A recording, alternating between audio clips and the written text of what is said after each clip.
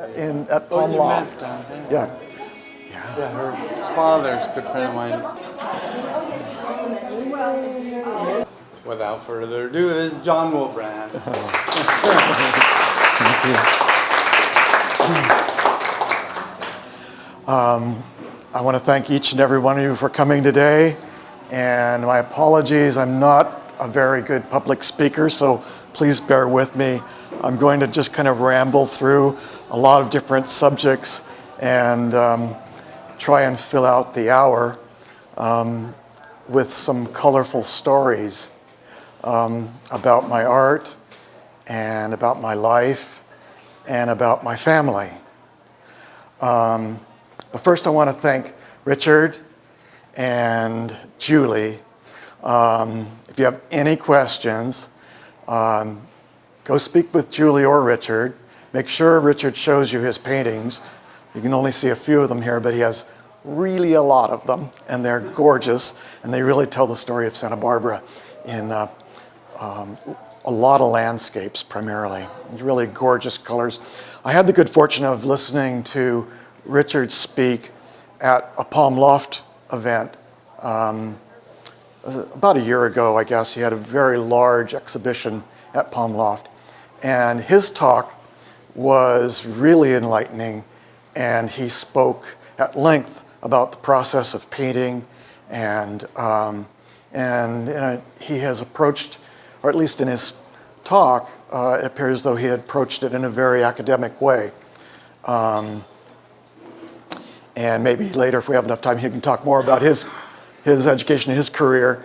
My approach to painting was a little different than his, and so I'm not going to really be able to verbalize too much in an academic way about painting. So more, it'll be about storytelling, and I'll try to be as colorful as I can along those lines. There's many of you here that I'm so grateful that you came. So many people here that I know and can call friends. But I would like to introduce my mom, Mary.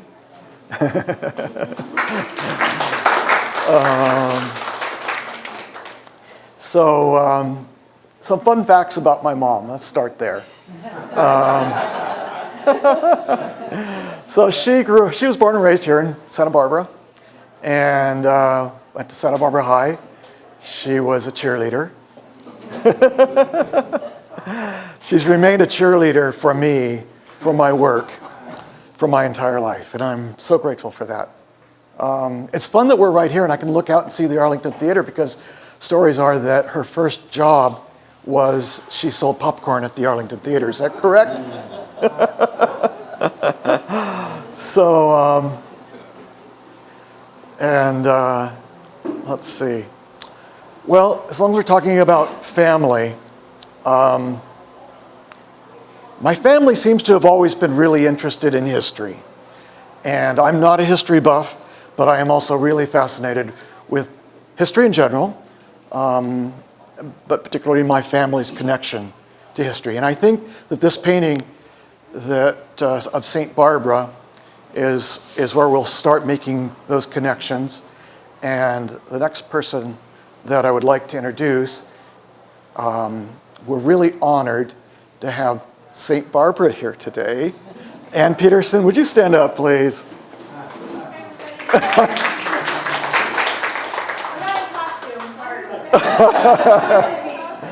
Would you like to say anything, St. Barbara? Please do. Please tell everyone who you are and why you are. Well, I'm a member of the Native Daughters of the Golden West, and there are two parlors. It's an order that is statewide, and it's you can be a member if you're a woman who was born in California. So one of the two parlors that are local is called Reina Del Mar, and since 1926 they've chosen one of their members to portray St. Barbara in all of the fiesta activities. So this year it was me. So that meant that I went to all the parties. I have a white party dress with a mantilla and a comb. You may have seen some photos. And then I have a ceremonial outfit that looks a little bit like the one in the painting with a red cape and a crown and a palm frond to represent her martyrdom and a chalice to represent her piety. And so I rode in the float this year. St. Barbara is has the only float that's drawn by horses in the Fiesta Parade, and my float broke down by De La Guerra Street, if anybody was watching. And so one of my outriders came over and said, "Do you know how to ride a horse?" And I said, "I sure do." So I jumped on a horse, and I was the first, I think, St. Barbara to ride horseback in the Fiesta Parade. I'm St. Barbara 2018, but a different parlor member is St. Barbara each year. And your position with the historic Santa Barbara Trust for Historic Preservation? Yeah, so I'm also the executive director of the Santa Barbara Trust for Historic Preservation. So we own and operate Casa de la Guerra as a house museum, and we operate El Presidio de Santa Barbara State Historic Park for the state of California. So I think that's why the parlor nominated me this year. A lot of times they nominate members who go back to the earliest descendants, the founding families of the Presidio, but because I'm a historian that tries to care and be a steward for all those historic resources, I think they chose me. So that's me at the Native Daughters Pre-Fiesta Tea at Casa de la Guerra. And Casa de la Guerra, I don't know if you'll mention this, is also the site of an exhibition that we did with John about 10 years ago now, of this beautiful painting and many others on a fiesta theme. And little did I know at the time that I would end up being St. Barbara and be debuted here at Casa de la Guerra. Pass this around. Nice connection. Oh, thank you very much, Anne. It's a real honor that you came today. I know you have other commitments, and so thank you so much for making time for us. As Anne said, this painting was in an exhibition at La Casa de la Guerra, and but it had been, and that was in 2006. The painting was a year old, and it had first been shown at the tea that in 2005 that Anne referred to, that the Native Daughters of the Golden West have.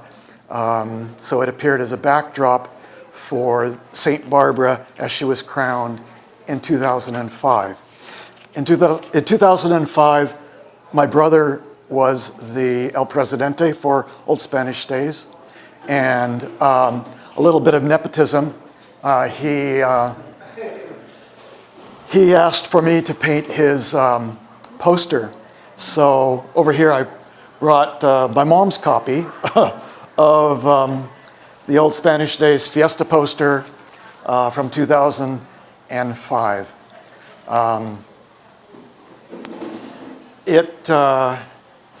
I could talk more about that later if there's time. A little bit about my brother, having been El Presidente, his passion for our family history, I think in many ways runs deeper than my own. And he actually today, I saw on Facebook, is in Jersey, visiting the site of my great ancestors on my mother's side from, I think, the 1300s. So that's where he is today, doing some more investigating over there. St. Barbara. The image of St. Barbara in this painting I took from a little pamphlet that was kicking around my parents' house, and I want to show it to you. You might have copies of this yourself at home. And this was printed many years ago, and it's a community history of Santa Barbara, and the first page is a photograph of St. Barbara. This is the photograph that I used to paint St. Barbara in this painting. And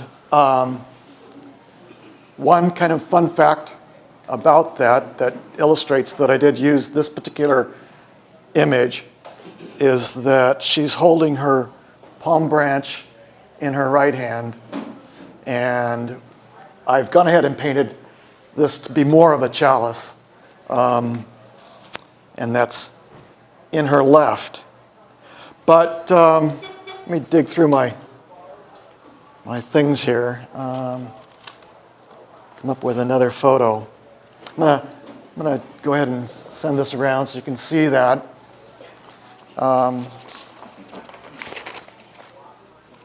See if I have a photo here of St. Barbara, the statue, and here she is on the high altar inside the mission. In my painting, I've brought her out here, and she's partying with us. So that was for fiesta. And I'm going to pass this around so you can see that the palm branch is switched. I can give it to you. And what I realized was that the photograph in that little booklet somehow got reversed. And I recognized that early on by doing my research on the sculpture, and I thought, since I'm using that photo, I'm going to keep that as part of this image. I think there's some Japanese thing or Asian thing about if there's one little thing in there that's different or odd or broken, then that makes it a little more successful. So I thought, well, I'll just build that right in. And so it's a fun little fact about St. Barbara. And so she's down here by the fountain in all her glory and radiance. And and it's an evening view of the mission. And so we have not only the radiating imagery coming from St. Barbara, but we have the rays of the sun as it sets. And then we have this explosion of lines coming out that represents the natural environment, although this particular agave is not native, but it certainly works well with the composition. And we do have these at the mission now in their garden. So we have the built environment, which came to Santa Barbara in the, early 1700s. When was the mission built? 1786. And my first European ancestors arrived in Santa Barbara in 1797, I believe. I might have it wrong in some of but I looked it up before coming today, and I believe it was 1797. Jose Medina was my earliest European ancestor who would have created a family with what we believe would be a Chumash lady. There weren't any other Spaniard ladies here to pick from. And although we've not been able to trace back to exactly who she was, I do have like a wonderful little family tree that was created by my brother's son. So there's a continuation of interest in the family. And Troy put this together. It shows both my mother's side of the family tree, and it shows the Wullbrandt side. And it goes all the way back to our first ancestor, our first European ancestor, who joined our Chumash ancestors in 1797. Now he was on a ship that came from Spain, and he would have been likely highly educated. Not a lot to do on these ships as they sailed from Europe to the New World. So when he arrived and jumped ship and started his family, evidently it was quite a large family, and he became, according to Noticias, is Noticias the name of the publication that comes out? At the Historical Museum. Yes, is that the name of, yeah. In an issue of that, they speak about the beginning of the public school system here in Santa Barbara, and he was the second school teacher of Santa Barbara. So it's kind of that's a real kind of interesting connection that we have. I'm going to have an opportunity to speak real briefly in about a week and a half at an event in Carpinteria, where I'm from, at Carpinteria Education Foundation. And so that's kind of a nice connection there that I can really attribute my own personal art education to the Carpinteria public school system. It's now going through a renewal process. A boyhood friend of mine, Mac Brown, has donated $40,000 to kickstart art in the public schools. Linda Fairley has invited me to be her guest that night. Thank you, Linda. So that a little bit about the education. Now, the Chumash side of my family, I don't know a lot about it, but when I was a kid, I can remember my family going to the reservation in San Ynez to visit our cousins. At that time, the economy in that particular neighborhood was quite depressed. We're talking pre-casino days.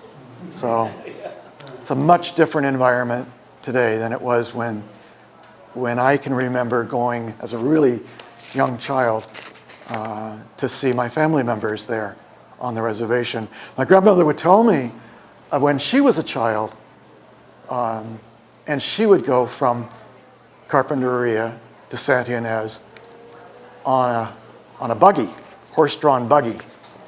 And it would take 2 days to get there from Carpinteria. And they would travel up the coast, and somewhere up by Gaviota, they would camp for the night. And then they'd get up the next morning and continue on their way. And they would spend a couple of days with the family members on the reservation, and then the 2-day trip all the way back to Carpinteria.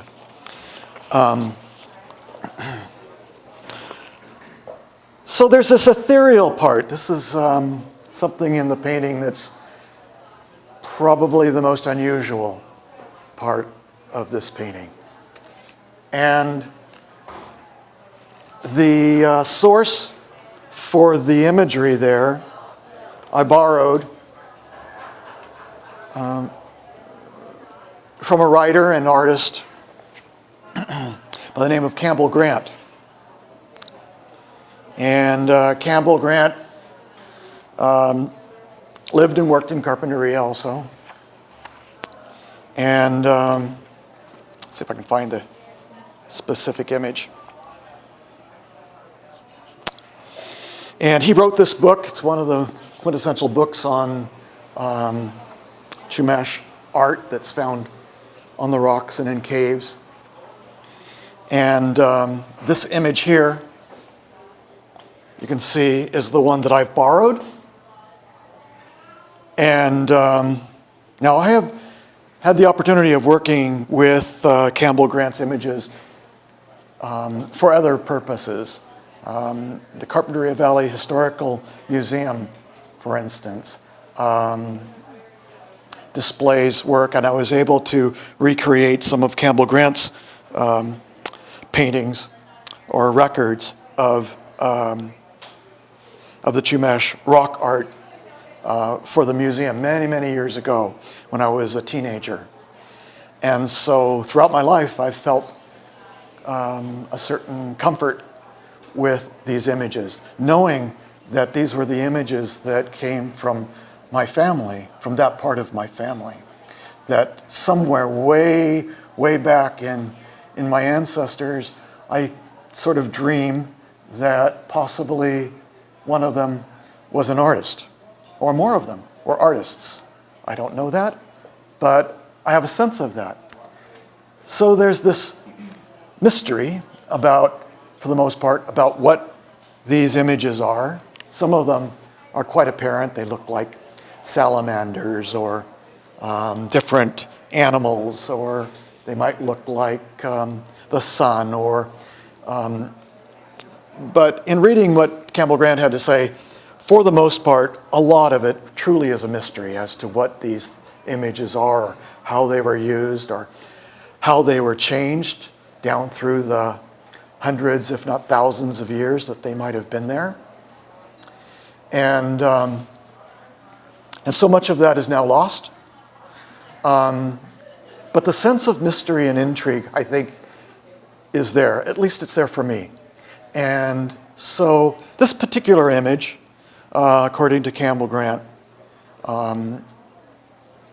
was, let me read it. It says, this small painting, Canalino, this small painting on a tilted rock above a spring has design elements integrated into a very sophisticated manner. The creature with the forked tail and some of the dots indicate later overpainting. So I found this in working with this imagery in other paintings that I've done, that some of the pieces some of the additions came very late in the history of the locals, and they would be superimposed on the earlier ones. The fact that this was on a rock outcropping over a spring just seemed right to incorporate it into this image, because we have St. Barbara down here at the fountain. So there's a connection there in the natural world, the element of water. And other than that, I don't really have any specific information about why this particular image would be on here, other than the fact that I wanted to represent the art and possibly the spiritual life of that side of my ancestry that lingered after the creation of Western civilization here in Santa Barbara. So I wanted to combine the two in a respectful way for both, and that was my attempt at bringing these two rather otherwise seemingly unrelated images together. So we have these two different thoughts, cultures, and then we have architecture, the built environment, and the natural environment. And over it all is this mysterious imagery painted in translucent colors and iridescent colors and metallic colors, to keep it kind of less than realistic, less than what the caves appear to us today when we see painted caves or painted rocks, which would be in black and red and white. So that's a little bit about this painting. Stop right now. Does anyone have any questions about this specific painting before I go on? Okay. Okay, yeah. When I looked at it, the first thing that I thought was the Spanish coming here. And there was already a culture here, but we kind of wiped it out and said ours is the right one. But the imagery of the St. Barbara with the rays coming out is sort of a Christian image of like the halo and the lights coming from the martyr. But behind it all, and you kind of addressed this, but this is what I saw.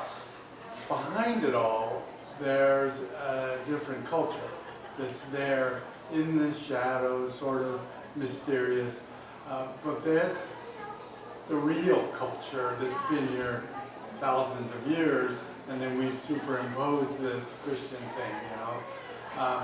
And so I kind of saw that the Shumash images are creeping in, you know, in a subtle way, but taking over, you know what I mean? So you look at that, the first thing you see is, boom, the light coming out of the St. Barbara, and then you start to see these little strange images creeping in and kind of taking over.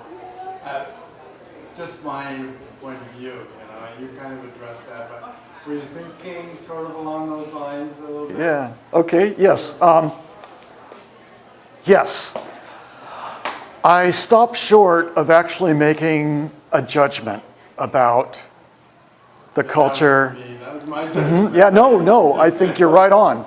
But I think, some people talk about how one culture was decimated by the other, and I kind of shy away from using our particular vocabulary from today, because as we know, as we travel down through history, all of that changes, and our perception of how we think about our history changes. So rather than me putting that part of it into words or actually describing it, you're right. I tried to at least represent it as an artist, and you being an artist, you would know, with paint, without words. So it's a little odd for me to be standing in front of you and now throwing a bunch of words at you. And I would rather that it be read through paint and through the mystery and through your own knowledge of the history of Santa Barbara and of our Chumash background. I have learned a few things. I read a little bit in preparation for today, not a lot, but I read a little bit. Came across some of the research that was recent about just how long they believe that people have been here, and I think it's over 12,000 years. Are there any scientists that know the actual date? I don't know. Anne? But At least that. I would have said 14, but. could be, huh? Yeah. So I think when I was growing up, I had no idea that people had been here that long.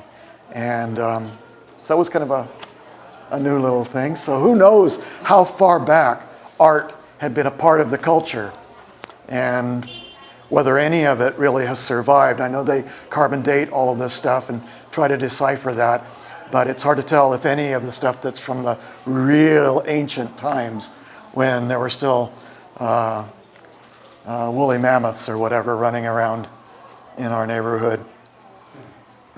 I'd like to speak just a little bit about the built environment.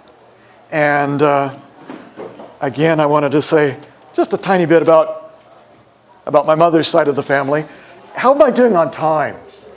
I don't know, Plenty, good, okay. So, as you can see, I got my bag of props here. And, One quick question. yeah. Could you talk about the Chumash labor that was involved with building the mission? You know, I honestly don't, I'm not informed well enough to actually speak about it eloquently. And I think if we're going to address that, we really should speak about it with facts as we have them today. And then think about it in terms of the facts as they were at that time. But because I'm not a student of history and I don't have those facts, I would prefer to shy away from really speaking about that political side of it. Now, I'm a political junkie, but that's not why I'm here today. But the reason I'm here today is because of my mother. She brought me here at Cottage Hospital. And she came from a family, her father was a carpenter here in Santa Barbara. And so I brought a prop that this is something that my mom gave me recently. This was my grandfather's hammer. Now, this hammer was likely used on a great number of the older buildings here in Santa Barbara. He was known for some of the storybook cottages that we see, particularly around San Roque and San Marcan and Oak Park. I believe those were the principal areas where some of his little homes survived. Hopefully some still survive. I've learned that there at one time was a building here on State Street called the Livingston Building. We don't know exactly where it is, but I'm going to try and find out from my mom's surviving brother just where that building is. But it's somewhere on State Street. Another building I know that he worked on is that wonderful pink building with those beautiful arches across from, I think it's Paloma Cafe. What is that? Is that Santa Barbara Street that goes down? What's the one-way street going? Anacapa. So there's a cross, and it's the Paloma Cafe, is it? Well, it used to be. Oh, Paradise. Paradise Cafe. Many years ago. That's right. Thanks, Mary. And right across the street is this wonderful building, and I understand that he worked on that. And I bring that up about the built environment. I have this affinity towards architecture, and it enabled me to help me through my career as an artist. And I'll speak about that a little more also, because it was very, very much involved with architecture. A painter that worked with architecture. So I have this connection to the architecture of Santa Barbara, and I just wanted to mention that. Now there's a little, looking here for, let's see if I can find a little magazine. Tells, huh? Would you like a little coffee break, a little 10 minutes? Do you want 15 minutes? to take a break? I just want to reintroduce all of you know John is an Oak Group member, and he should have been an Oak Group member like years ago. So we are very much an advocate for, and he's in. He's like, I think he has so much of Ray Strong's heart and soul and spirit, and I think he embraces the essence of being an Oak Group member. He's generous and jovial and positive and just always helpful. I mean, you wouldn't believe, it's just so much fun to work with, and we're so honored to have him at the gallery, let alone come for a talk on a Sunday morning. So that's all. You're hired. And so humble. Both Richard and John are equally humble. They'll never say their talents, but John and Richard both. But John is a speaker, so we'll talk about it. Okay. Well, thank you, Julie. Thank you for doing this. Thank you. So I want to talk about a couple of other paintings real quickly. Some of these props that I brought today, it's amazing that I even have some of these things, because in the Thomas Fire, as probably everyone here knows already, the Thomas Fire came and swept through where my partner and I live. And it's an historic cattle ranch in the hills behind Carpinteria. And so I lost my library, which was a shipping container full of our belongings, our best belongings, and the library. Also, I lost my art studio, which had all of the things that I had been saving from when I was a teenager, painting in Carpinteria, up until probably 2002. So all of the documentation, not all, most of the documentation, slides, transparencies, videotapes, magazine articles, newspaper clippings, all of the stuff that I had been collecting because I thought I was important for some reason, for my retrospective, was consumed by the Thomas Fire. And there are a few things that survived. One of the reasons why I had collected all of that is that I have had quite an eclectic kind of career. Some people know me for my large mural work, and I'm going to share some of that with you next. Some people know me for my trompe-l'oeil paintings, and some people know me for my landscapes. I'm not sure exactly what got me into the Oak Group, other than what Julie said earlier, if in fact that was at all true. But these two people were instrumental in getting me into that group, and I'm really, really, I guess I can use the word proud to be a part of the Oak Group. Each time I get to work with them, I learn more about them and what their efforts are. The group assembled while I was away, traveling the world and doing all kinds of different art projects. Back to the paintings. Here's a painting This is a little painting. I don't do just big paintings. I do little paintings. And this is a little painting of some of our cows. I like painting cows. I like painting them better than feeding them. Anyway, I wanted to bring a couple of paintings. Yes, they did. This fire was very inspirational, and I want to show you a couple of paintings I've done since then. This is the little house that my partner and I stayed and saved in the fire. This is what it looked like when the fire came through, and it burned absolutely everything around it, and we were able to save the little house. The little house, if I have a chance later, I'll tell you a little bit more about it, about the historic murals that are in this house. So it was really an effort to save it, not only so we have a place to sleep, but also it has some wonderful historic content that is important, I believe, and I'll talk about that a little bit if I have a chance. In case you don't know what it would look like, this is what it looked like all around me, and it was a very warm experience, and I don't recommend that you do it.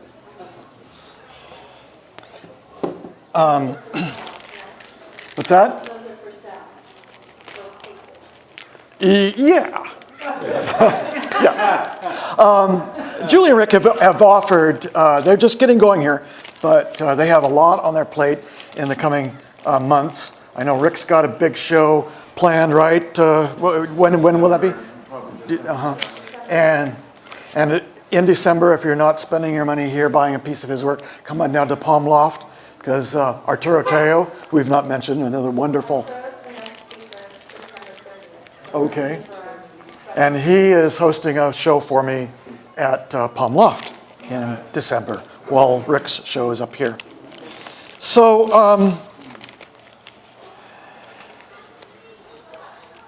I've always painted. In the third grade, I seem to always tell this little story. It seems like in the third grade, one of my teachers was really pushed me along by saying, you encouraged me in saying that she felt that I had some talent and that I should pursue it. And so I decided in the third grade that that's what I would do for the rest of my life, that I would be a professional artist. And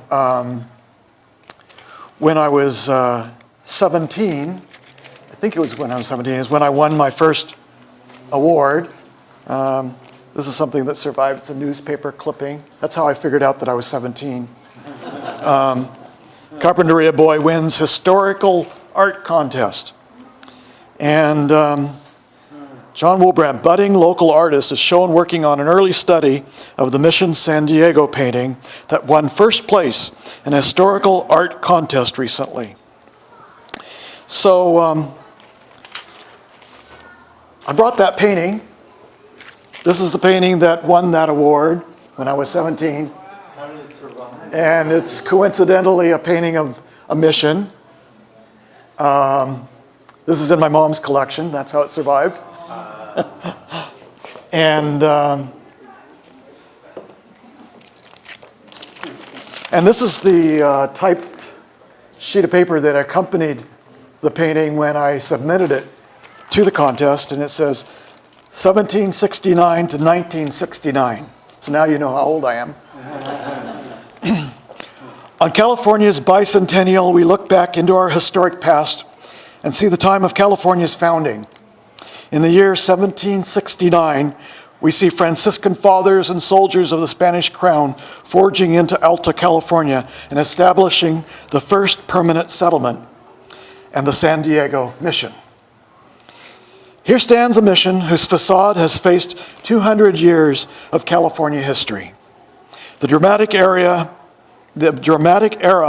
is reflected in the architecture, beginning with this mission and extending up the coast and down through the years. So it was fun for me to be able to go and grab this painting at my mom's house this morning and bring it to you and show you where my paintings of missions started. I've painted a good number of them through the years.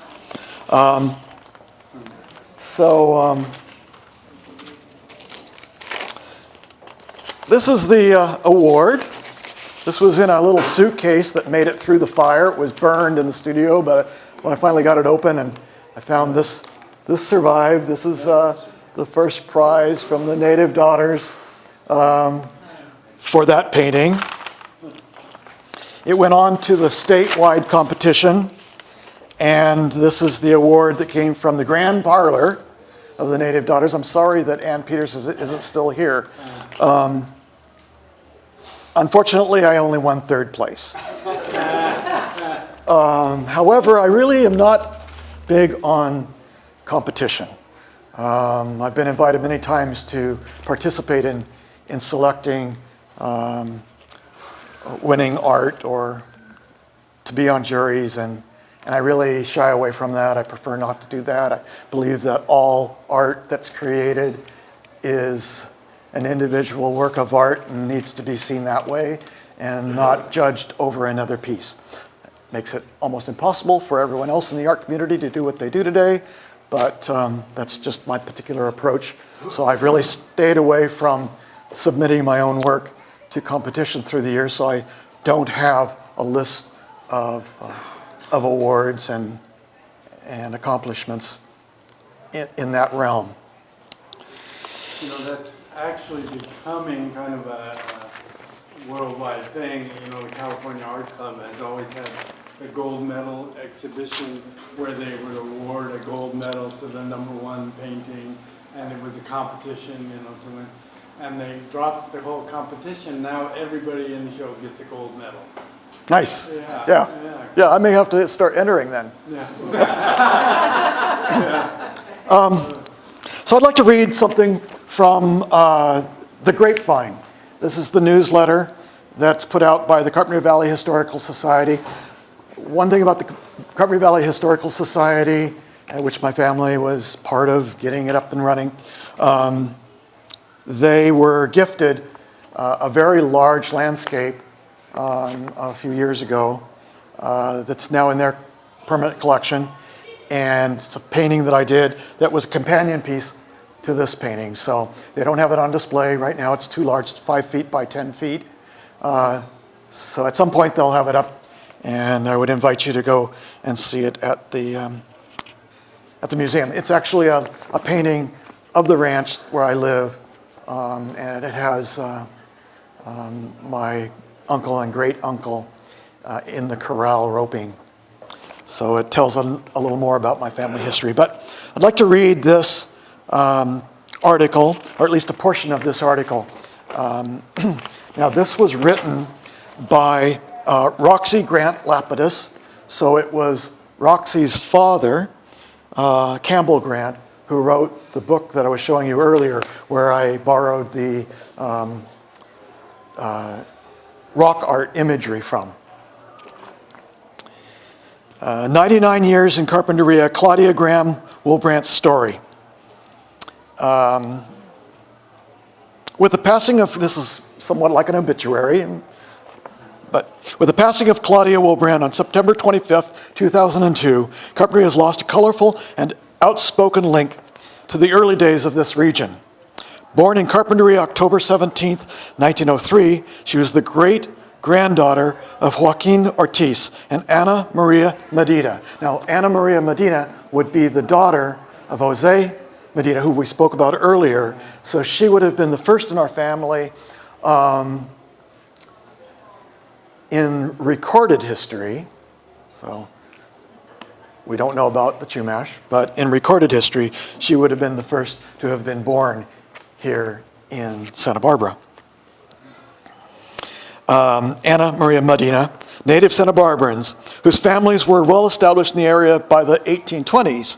Their daughter Maria Josefa de la Merced Ortiz married Philadelphian Charles Graham in 1856. Charles Graham, Claudia's paternal grandfather, had left his native Philadelphia and worked as a teamster driving U.S. munitions wagons for John C. Fremont during the Mexican War, 1846 to 48. For his work, the 20-year-old Graham received a campaign medal that is still in the family.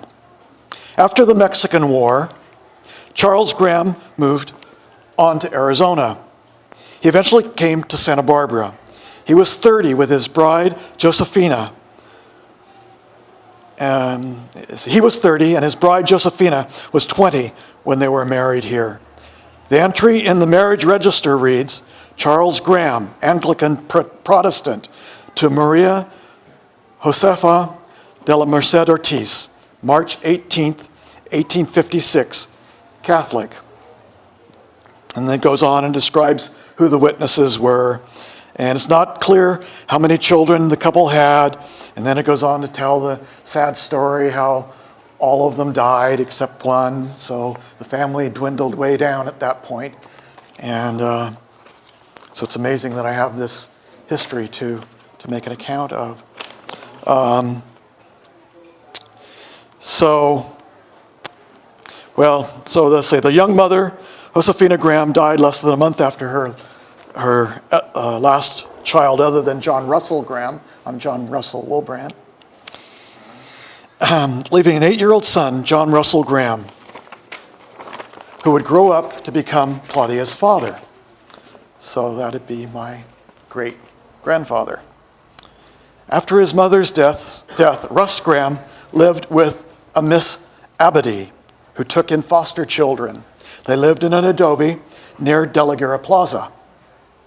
One of young Russ's jobs was to rise at the crack of dawn and take fresh baked bread up to the priests at the mission. It was a quick trip, he told his daughter in later years, for it was largely open country between the adobe and the mission. So that was kind of a fun little connection, Santa Barbara connection, for my family here in Santa Barbara and the Santa Barbara mission. And I can kind of picture, I had brought some postcards, early postcards of the Santa Barbara mission when there was nothing around the mission. We could kind of envision what it was. And there's something about this painting that when I first started this painting, I put down a layer of this beige, which you can see the entire underpainting is a beige color. And that's so that it kind of has that kind of historic, nostalgic, familiar, aged appearance to it. It makes, I think, the painting probably more inviting than if I'd started with a white gessoed background and just started building the color up. And having that underpainting there gives it that kind of historic a feeling to it, I believe. Now, as long as we're talking about the architecture, I've done a lot of mural work. So I'm a little touchy about this. I don't like being pigeonholed as a landscape painter or as a trompe-l'oeil painter or as a graphic artist or a sign painter or a muralist or any of the other things that I've done in my life. But there are really a lot of people out there who think I'm one of those things. And for good reason. At one time, I had the largest painting west of the Mississippi. And it was a mural, exterior mural. This appeared in the local paper. This is, the painting was done in, Mountain View, California. And I'll read what it says here. Kind of coincidental that it would have up here, coastland preserved, huh? It's kind of this thing going on even back then when Richard and his Ray Strong and Arturo Teo and all of them were working hard to preserve the land down here. So this is Friday, October 17th, 1986. Okay. Fantasy workplace. Artist John Wullbrandt puts early touches on his massive mural that will cover a 5-story office building in downtown Mountain View on Via Street. The finished product will grace the entire side of the structure, all 6,000 square feet of it, when it is completed late in the next month. What will it be? Ironically, a painting of the backside of an office building, complete with windows and palm trees and real-life characters. So, no, it was destroyed. Almost all of my work's been destroyed. in one way or another. There's very little of my work that remains, very, very little. And I've painted all over the world and huge commissions, and I could go on and on about that stuff. But yeah, this one was painted over only a few years ago. Here's some photos of it in the process with the scaffolding. I'm going to pass this around so you can see it. And here's the finished product over here. These palm trees were 65 feet high. The painting was painted to be viewed from the train as you went north towards San Francisco. You'd see this from the train. It would be the most effective way to see the illusion of this architectural trompe-l'oeil piece would be from the train, quite a distance away. So I'll pass that around so you can see. How could they paint over that? Yeah. Well, you know how it is. Believe me, after the forest fire comes through and cleans you out, you kind of accept all of that just as a passing of time. So going back to myself and my own beginnings as an artist, as I said, I was really encouraged by my teachers at Santa Barbara, at Carpinteria High School, grammar school, junior high, high school. When I was in junior high, I excelled enough that they allowed me to take adult education classes at night. So I then was able to learn about figure drawing, and so it was really early age that I was exposed to some quality education through the Carpinteria school system. Here I have another little piece that survived the fire in that same little suitcase, and it's Carpinteria High School memorandum, and this is 9/11/64. That can't be it. It has to be 67. 67. And it's to Mrs. Elbert, who was my art teacher, from Mr. Kubation, who was my principal, R.E. Pictures. And it says, "The 3 pictures in my office have been hanging for 3 years. Do you think John Wullbrandt could paint replacements? Would really appreciate it. Thanks, Martin." So I did paint paintings that ended up hanging in the administrative offices for decades. And I went on at Carp High to become, well, I was junior class president, very involved in, of course, painting, but drama and the arts, and not so much sports, although I was okay at track. And so in 1969, I was working on the Carpinteria yearbook, which is called the Chismahoo. Where I live with my partner today and my family's historic cattle ranch, the address is 1 Chismahoo Trail. It's a nice connection there. In 1970, the following year, I was co-editor of our yearbook. And the arts were thriving at Carpinteria High School during that period of time. We had a teacher, Mrs. Tripp, who I will always remember as being probably the most influential. Others that went to Carp High probably will remember Mrs. Tripp. And so in 1970, we did a special section of the yearbook, and we did it on specialty paper so that it would stand out. I don't know that it's ever been done since or was ever done before. It seemed back then that the sports always got the spotlight, and so my co-editor, Susie Christie, and I, who later appeared in one of my murals, by the way, the World's Safest Beach mural, if you know it, in Carpinteria, we put together a fine arts special section, and it's dedicated to Dorothy Tripp. So I just brought this to show how involved I was at an early age in using the talents that I was gifted and sharing that with others. I went on from there Well, I took a couple years off. This is a quick story. Friends of mine, they saw a piece of property in Summerland that was for sale. Had a sign on it, and it said, for sale, and it was tacked to a little garage. You could see it from the freeway, and his friend said, we're thinking of buying that little garage. You can see it from the freeway. If we buy it, would you be interested in using it for your art studio? You get a lot of people come off the freeway and see your work. And I said, well, let me go take a look. And I went and found this little tiny little, like 10 by 12 building with this sign on it that said for sale. And there was a drawing of the property on this for sale sign. And I realized that the little triangular piece of property that this little garage sat on, that went from the corner down by the post office up to this fence line, that was triangular, but the drawing on this for sale sign was triangular and a big square. And on this big square shape was this giant house, beige with black trim, concrete house.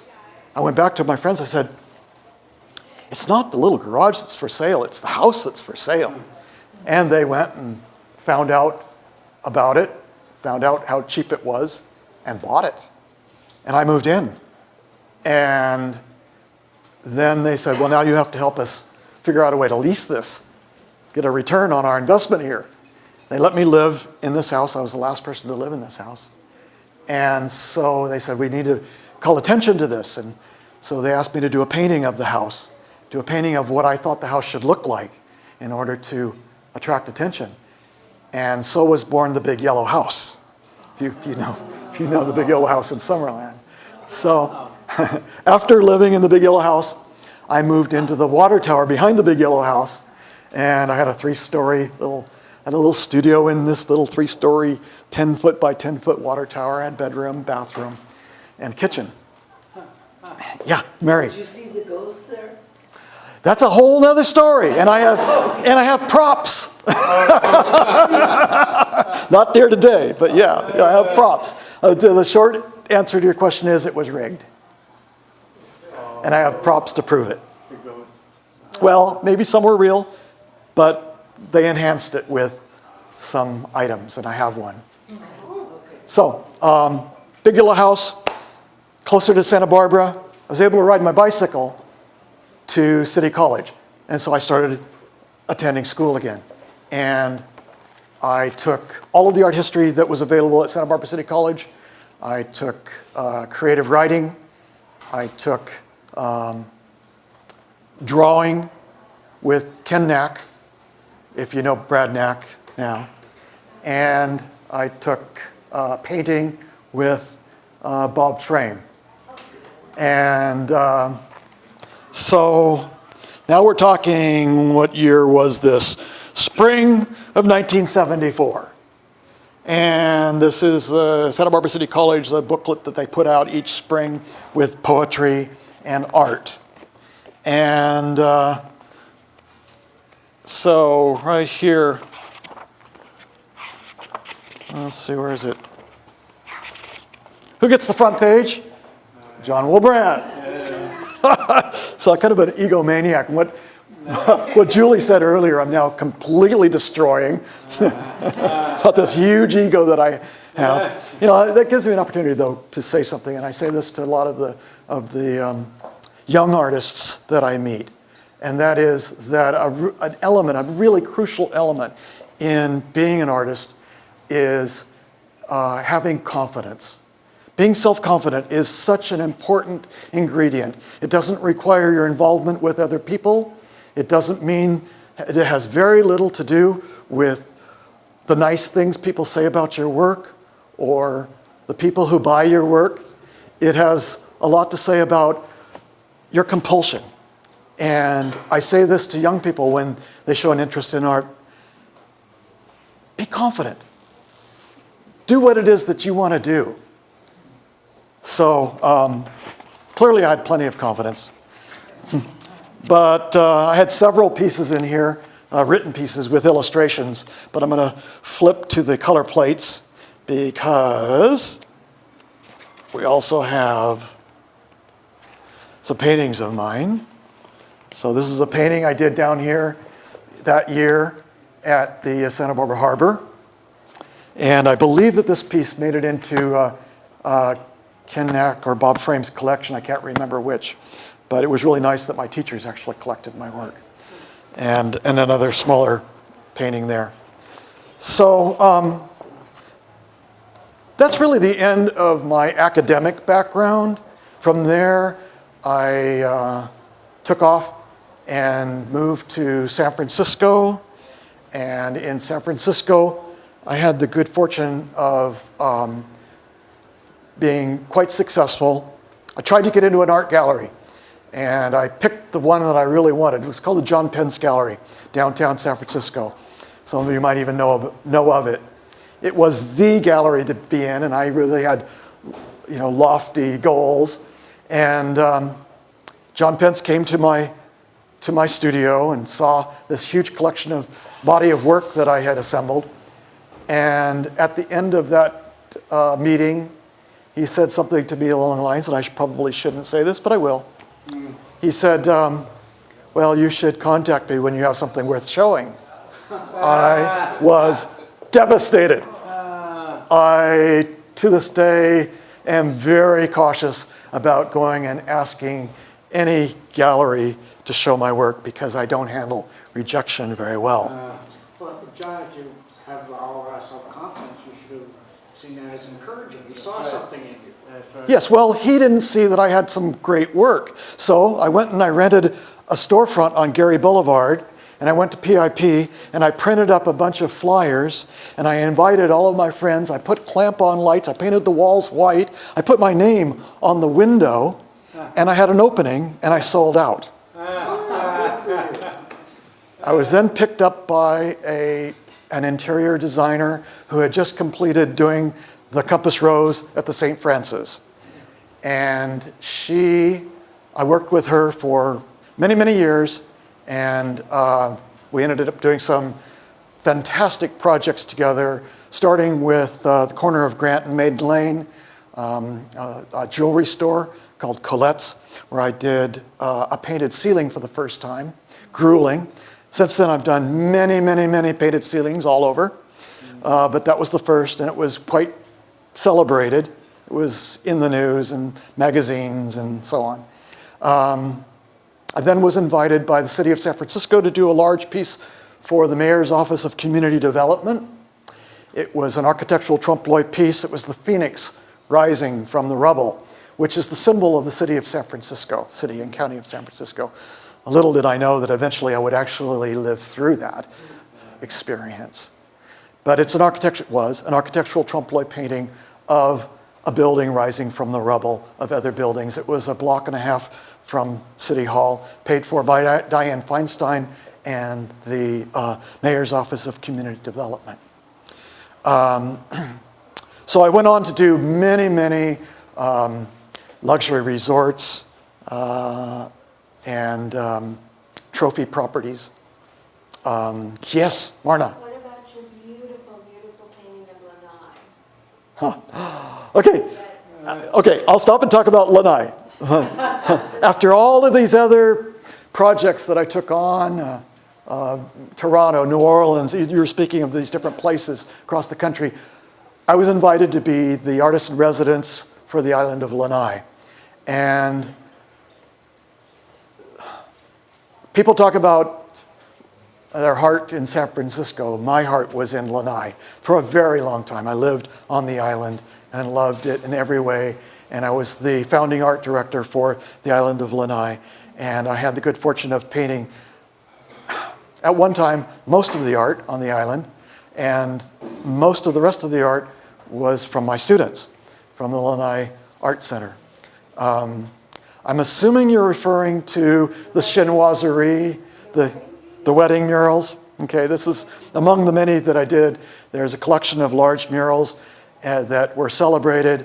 The backstory is I had left Lanai for a commission. I was the artist in residence for the Kingdom of Tonga, and I was doing all of the work for the royal family on the new palace for the Kingdom of Tonga, way down there by Fiji, well, south of Samoa. And I got a phone call, and it was my major patron, David Murdoch, Dole, Castle and Cook, And he said, come back. I want you to redo the lobby, do murals and this and that, and because Bill Gates is getting married. I want him done in time for the wedding. Well, I was working for the royal family, and you don't just get up and leave. So I did the commission. It was not done in time for the Gates wedding, but because of that, I chose to do a wedding scene. And it was a celebrated piece for a very long time. It's no longer there. When Larry Ellison bought Lanai, he ended up overnight becoming the largest collector of my work. He has since gotten rid of a lot of my work. Some of it I got back. And the wedding murals are among those that I got back. Some of them survived the fire. The main pieces survived the fire. The two largest pieces were burned in the barn. But the bride in her sedan chair and the entourage, those three large pieces survived. And the emperor, the groom, and his attendants, and the display of wedding gifts survived. So yeah, thanks for bringing that up. It was a really fun piece. What's really kind of fun about it, it was an opportunity for me to do something that other artists have never had that chance, and that was to, in a sense, geographically complete a style. And it was painted entirely in chinoiserie, which is fake Chinese. And that imagery followed the Silk Road to Western Europe, then to the United States, then to the West Coast, which I think probably the most celebrated piece that has survived would be Grauman's Chinese Theater, is what would be considered a lot of chinoiserie. And I got to do it in Hawaii, which kind of completed the circle around the globe. And I got to do it for a person who had played a role in being global, Bill Gates.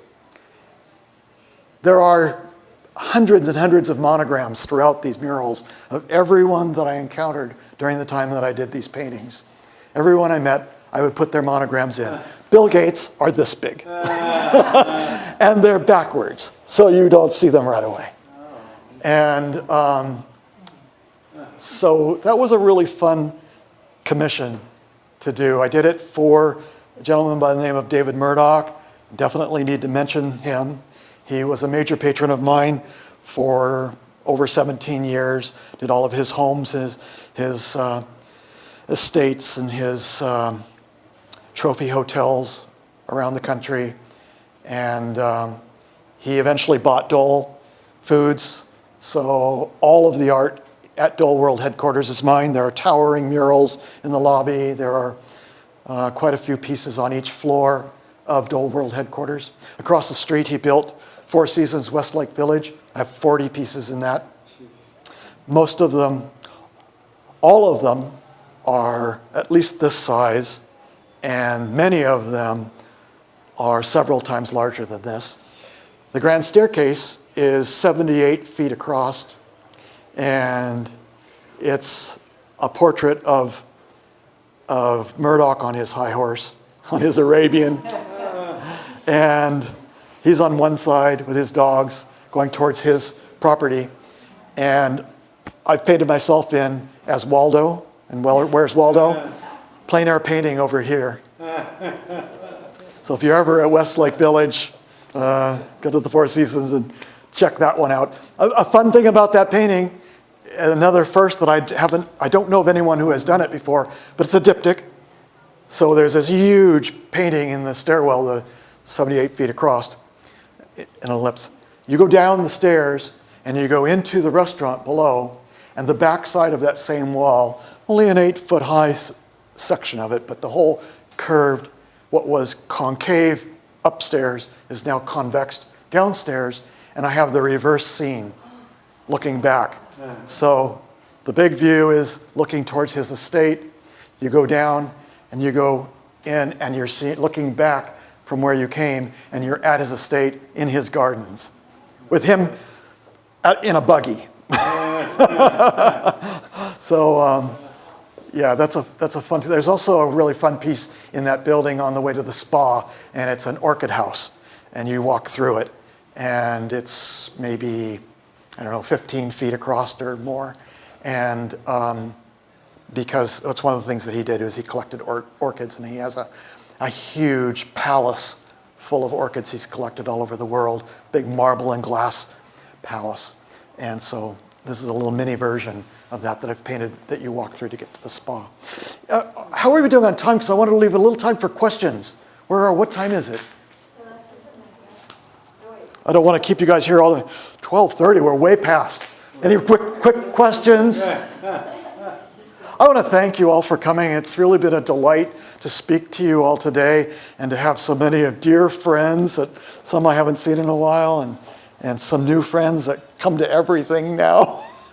and fellow artists whose work is up in the gallery. Please, after this, walk around and check out the rest of the work. I have to ask you a quick question. You made a comment, and I know a couple of incredible artists, you definitely, that have had some architectural design, interest, passion, and understanding. Has that influenced you all the way through, especially Mission Rosary, or did you see it come and go? I'd love to know a little bit. You know, thank you for saying that. I really didn't fully appreciate the depth of my involvement in architecture, and this today was an opportunity to reflect back. I think this morning when I stopped at my mom's and grabbed this little painting of the San Diego Mission, and I looked around and I saw other things in her house that I had drawn when I was that age. The Fernald House down here, which is an historic building in Santa Barbara that I've drawn a number of times, and she has a copy of that, or Stearns Wharf that I did a pen and ink of before it burned back in whenever it burned down when I was quite young. So yeah, I evidently have always had an interest in architecture. My father and my grandfather built the house that I grew up in and that my mom still lives in.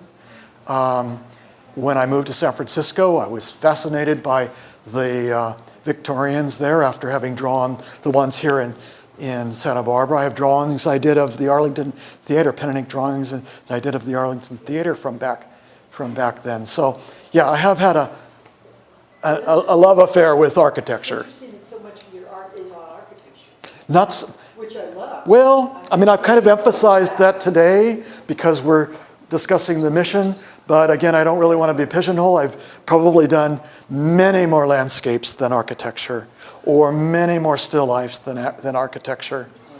So, but yeah, I'm passionate about the built environment and the natural environment, both. Pretty much having an eye towards that is historic. Any other questions? Thank you. Oh, yes. Yes, who are you? Oh, real quick. Okay. This is my most recent mural. Again, I don't like being called a muralist, but I did a couple of them for Carpinteria. I gave Carpinteria the first one. They paid me to do this one. It was painted, I installed it in last October, right before the fire. So this would have possibly burned in the fire. It would have been finished, if I hadn't gotten it up. So it's on the corner, near the corner of Linden and Carpinteria Avenue, behind the Bank of America, or what once was the Bank of America. They're now closed, and it's the history of agriculture in the Carpinteria Valley.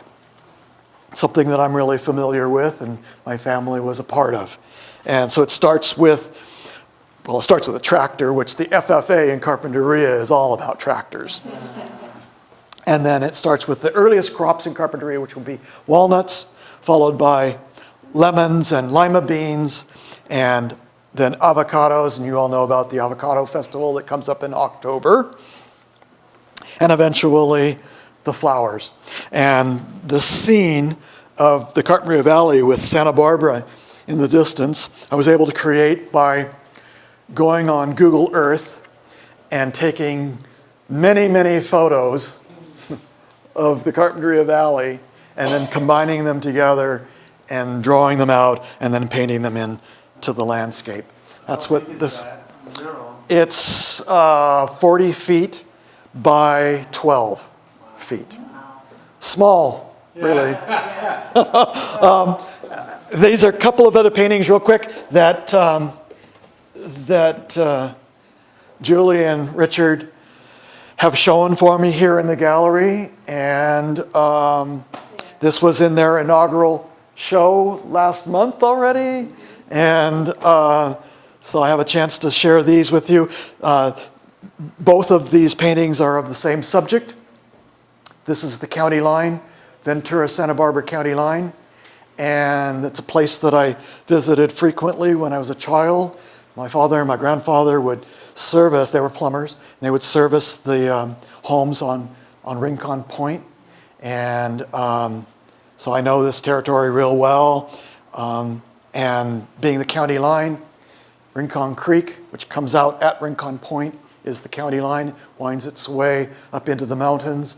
And our ranch, Rancho Boteo, which I didn't talk much about, I won't today, but it sits on the county line on the Ventura side. So I'm actually from Ventura County now. So, and that's the poster from, so I think we got it all covered. Yeah. Thank you.